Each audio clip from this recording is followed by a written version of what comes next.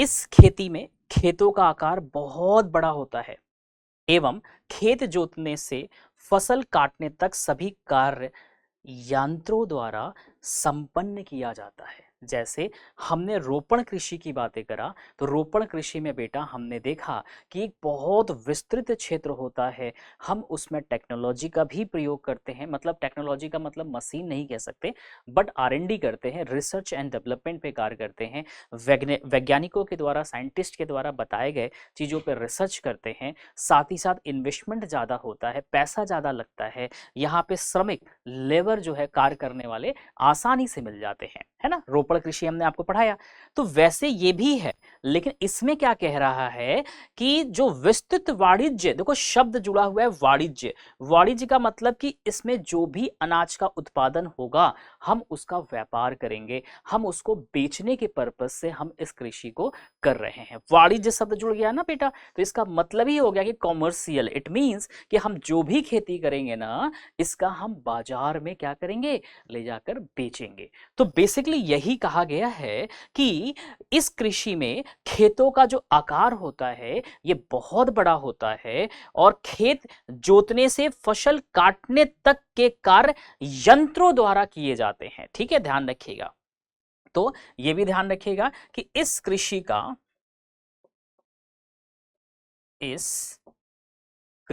का आकार बहुत बड़ा होता है बेटा,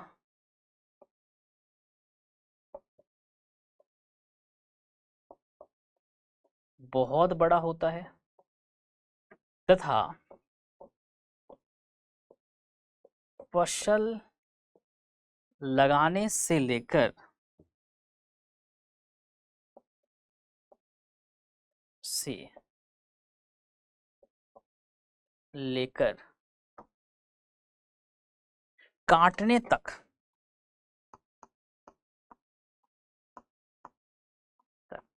का कार्य यंत्र द्वारा किया जाता है, द्वारा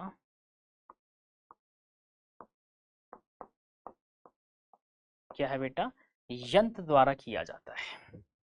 ठीक है, ध्यान रखिएगा, किया जाता है। इसमें प्रति एकड़ उत्पादन कम होता है, बहुत इंपॉर्टेंट लिखा है। इसमें प्रति एकड़ उत्पादन कम होता है, परंतु प्रति व्यक्ति उत्पादन अधिक होता है। ठीक है, ध्यान रखिएगा।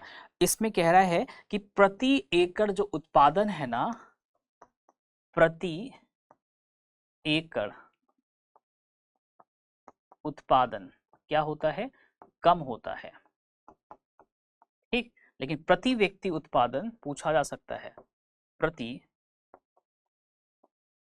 व्यक्ति उत्पादन अधिक होता है। क्या होता है बेटा, अधिक होता है। प्रति व्यक्ति जो उत्पादन है वो अधिक होता है। ठीक, ध्यान रखिएगा, प्रति व्यक्ति जो उत्पादन है ना, ये अधिक होता है। ठीक, अब आता है मशीनीकृत कृषि, है ना। क्या होता है, मशीनीकृत, मशीनीकृत, ध्यान रखिएगा, मशीनीकृत आ, आपके अनाज कृषि।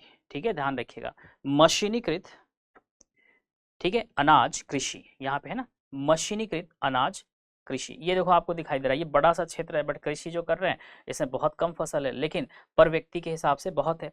कार्बाइड क्रू एक दिन में कई हेक्टेयर भूमि में से अनाज काटने में सक्षम होता है। कार्बाइन क्रू एक मशीन होती है, उसके माध्यम से हम क्या कर सकते हैं, भूमि में जो अनाज लगे होते हैं जैसे गेहूं धान, इसको काटने में कई एकड़ क्या है, काटने में सक्षम होता है। पूछा जाता है एग्जाम में कि किसके माध्यम से, ठीक है, कई हेक्टेयर भूमि से अनाज काटने में क्या है, वो हेल्प मिलती है, सहायता मिलती है, तो वह है कार्बाइन क्रू। ध्यान रखिए, क्या है बेटा, ये है आपका कार्बाइन क्रू, कार्बाइन क्रू। ठीक है, ध्यान रखिएगा, कार्बाइन क्रू के माध्यम से यहां पे भी लिख सकते हैं। ठीक है, कार्बाइन क्रू के माध्यम से कई हेक्टेयर फसल को आसानी से कई फसल को एक साथ काटा जा सकता है। ठीक है, ध्यान रखें, कार्बाइड क्या है, क्रू से। नेक्स्ट आइएगा। नेक्स्ट हमारा क्या आता है, अब देखो, विस्तृत वाणिज्य अनाज कृषि, मतलब समझ में आ गया जो अभी हमने बताया है। बड़े से क्षेत्र में क्या किया जा रहा है, खेती की जा रही है। किस पर्पज से बेटा की जाएगी, मशीन से किया जाएगा, तो बहुत तेजी से किया जाएगा। अब जितना ज्यादा हम कृषि करेंगे, उत्पादन करेंगे, उतना बड़ा हमें बाजार भी ढूंढना पड़ेगा, है कि नहीं है, क्लियर है ना, बिल्कुल। तो ये वही चीज कह रहा है। तो जैसे हम अगर हम बात करें तो देखो, उत्तरी अमेरिका है, दक्षिणी अमेरिका है, अफ्रीका है, यूरोप है, एशिया है ना, ये आपको देखने को मिल रहा है पूरी चीजें। अब इसमें क्या कह रहा है कि विस्तृत वाणिज्य अनाज कृषि सर्वाधिक कहां पे देखने को मिल रहा था, तो देखो अफ्रीका में, दक्षिण अफ्रीका में देखने को मिलेगा, है ना, साउथ अफ्रीका में देखने को मिलेगा। अब साउथ अफ्रीका के बाद देखो, साउथ अफ्रीका के बाद आपको इधर भी देखने को मिल रहा है, तो ये कौन सा हिस्सा है, तो साउथ अमेरिका का है, ठीक है ना, ध्यान रखिएगा। और फिर आपको देखो कनाडा में भी देखने को मिलेगा, कहां पे है, कनाडा में। कनाडा कहाँ पड़ता है, नॉर्थ अमेरिका का पार्ट है, ठीक है, ध्यान रखिएगा। और फिर आपको यूरोप और एशिया दोनों जगह देखने को मिलेगा।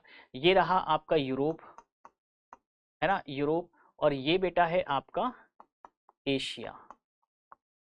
क्या है, यूरोप और एशिया। कुछ हिस्सा ऑस्ट्रेलिया का भी है, यहां भी आपको देखने को मिलेगा। कहां पे बाबू, ऑस्ट्रेलिया। इन सभी जगहों पे क्या देखने को मिलेगा, तो इन सभी जगहों पे विस्तृत विस्तृत वाणिज्य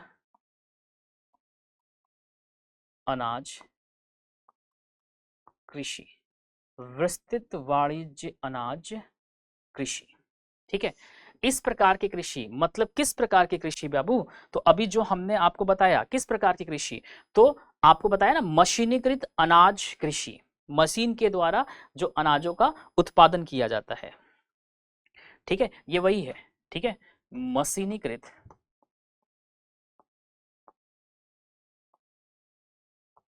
अनाज कृषि।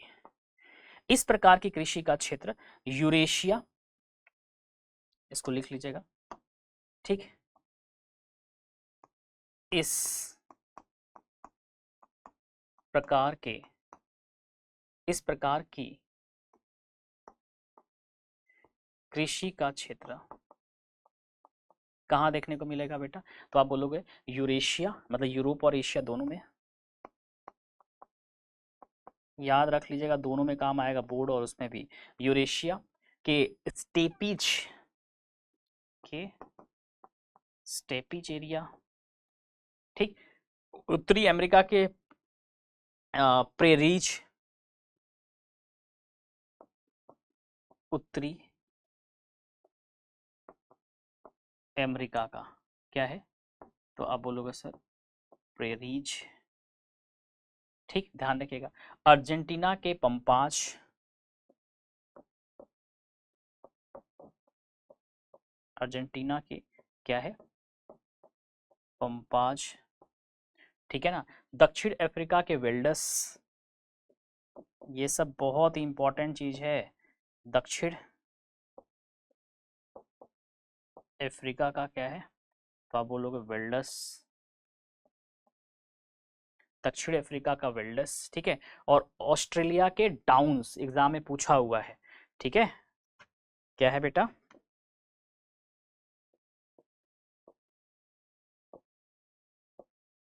ऑस्ट्रेलिया के डाउन्स,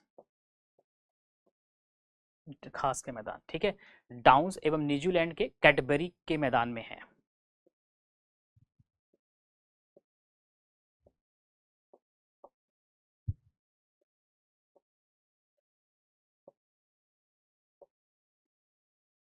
कैडबरी, ये क्या है, मैदान में है। ठीक, ध्यान रखिएगा। यहाँ पे देखिए नीचे में दिखाई दे रहा है ना न्यूजीलैंड का कैडबरी मैदान, इस तरफ नीचे की तरफ इधर दिखाई दे रहा है, बाकी तो आपको सब मैप में दिखाई दे रहा है कहाँ कहाँ पे है। ठीक है, यूरेशिया मतलब यूरोप प्लस एशिया में हमने बताया कौन सा है, तो यहाँ की अगर हम बातें कर ले तो यहाँ पे किस तरह के मैदान देखेंगे, स्टेपेंज, ध्यान रखिएगा। ठीक है बेटा, स्टेपेंज। फिर आता है नॉर्थ अमेरिका, ये रहा, यहाँ पे कौन सा है मैदान, तो आप बोलोगे सर यहाँ पे प्रीरीज है ना, क्या है, प्रीरीज मैदान देखने को मिलेगा। फिर आइए अर्जेंटीना, है ना, अर्जेंटीना कहाँ है, देखो यहाँ पे साउथ अमेरिका के पार्ट में दिख रहा है, ये क्या है, अर्जेंटीना। तो अर्जेंटीना में क्या है, हमने बताया पंपाज, क्या है, पंपाज बेटा। ठीक है, दक्षिण अफ्रीका, नीचे देखो यहाँ पे ये वाला हिस्सा, दक्षिण अफ्रीका में हमने क्या बताया आपको जस्ट अभी, वेल्डस, क्या है बेटा, वेल्डस, सब ऐसे ही करिएगा। दक्षिण अफ्रीका में क्या है, वेल्डस। और ऑस्ट्रेलिया ये वाला हिस्सा, यहाँ पे क्या है, तो आप बोलोगे सर डाउन्स, क्या है, डाउन्स। और न्यूजीलैंड बोले तो ये वाला हिस्सा, तो न्यूजीलैंड में आ जाइए कैडबरी,